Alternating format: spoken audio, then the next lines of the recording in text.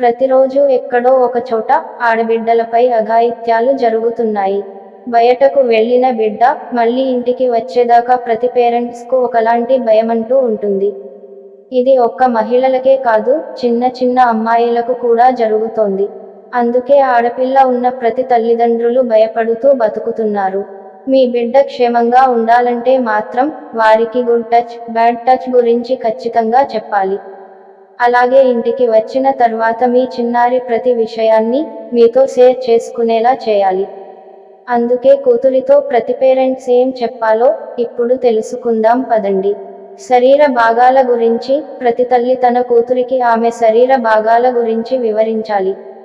ఎవరైనా వారి ప్రైవేట్ భాగాలను కానీ తాకడానికి ప్రయత్నిస్తే ఎలా ప్రతిఘటించాలో వారికి నేర్పాలి.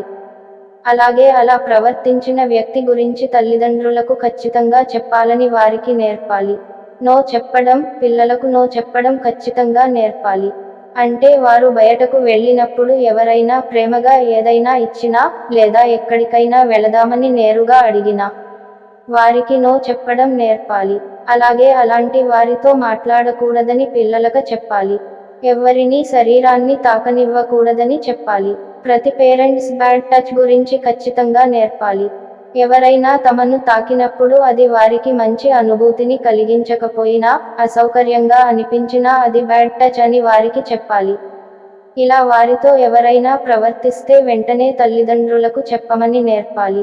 గుడ్ టచ్, బ్యాడ్ మధ్య వ్యత్యాసాన్ని ఖచ్చితంగా కూతురికి నేర్పాలి. ఒక వ్యక్తి పిల్లల తల లేదా నుదుటిని ప్రేమతో తాకినప్పుడు అది మంచి స్పర్శ అవుతుంది.